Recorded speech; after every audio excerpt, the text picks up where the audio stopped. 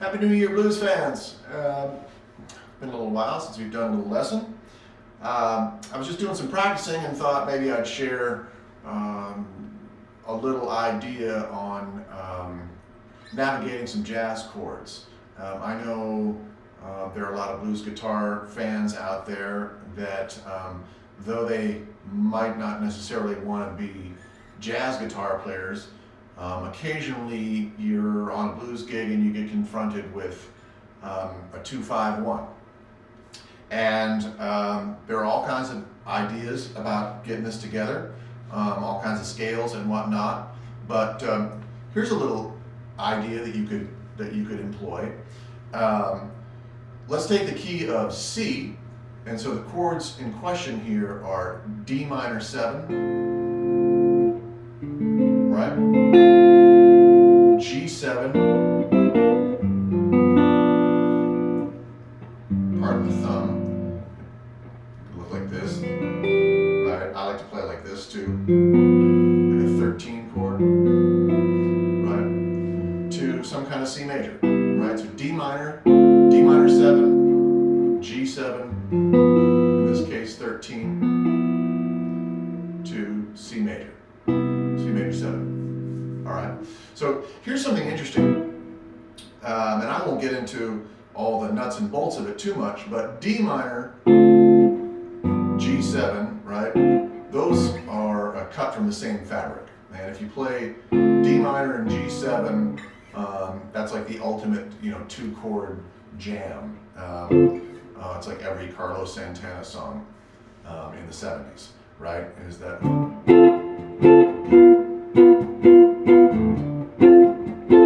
And if you've been confronted with that at a jam, you can play D minor, blues, over that whole thing, and it sounds great. Well, so you probably know that. Here's an interesting tidbit of information if you haven't noticed.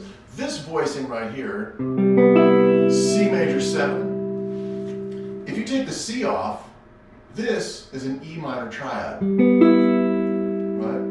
Same thing with this chord. If you play this C major, right, and you take the C off, you have an E minor triad, okay?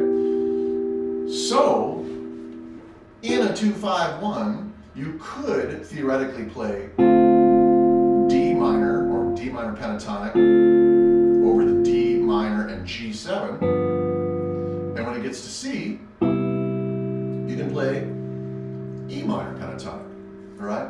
So now you're not having to work on a whole bunch of different scales, you're just playing.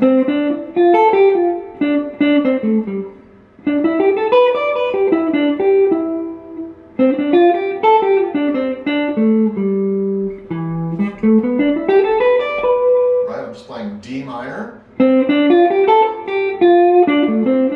minor, D minor, E minor. Okay, let's hear how it sounds in the context of with some accompaniment right here. All right, D minor, G7, C. Oh, I on the recording I threw a little A7 to set us up for the D minor. All right. Here's the A7. So here's D minor. Here's E minor. D minor. E minor.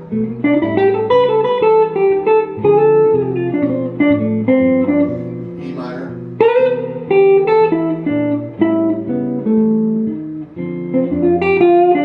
D minor. E.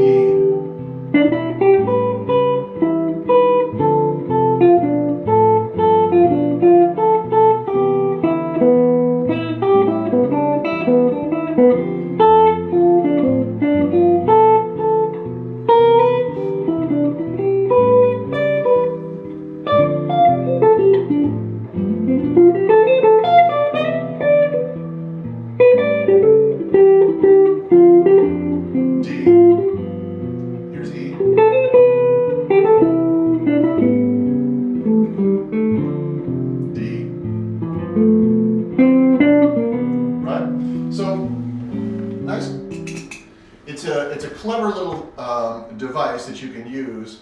And why I think it's important is because as sort of blues or rock guys, you know, we have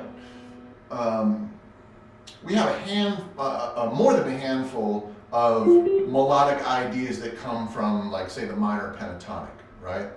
And we already kind of know the fingering, we know the patterns and all that stuff, but we can kind of get down to the bare bones of making music, right? And this idea will allow you to make music over this chord progression that, you know, we don't necessarily encounter, you know, playing blues shuffles, right? But they do show up on certain tunes, you know, Freddie King tunes, or, you know, kind of old R&B songs.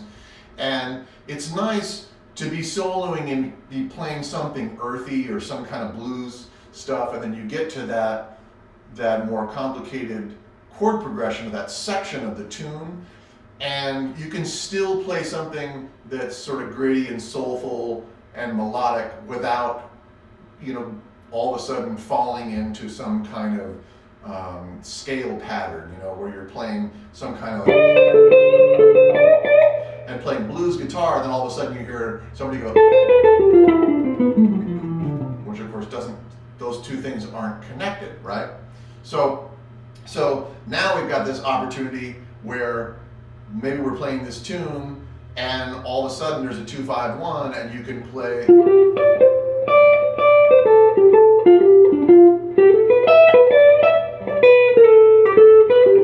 right, and play, you know, melodic ideas with some feeling and some direction and some soul and some identity that isn't just a fingering for a scale. Well, there you go. Hope everybody's having a great new year, and we'll catch you on the next one.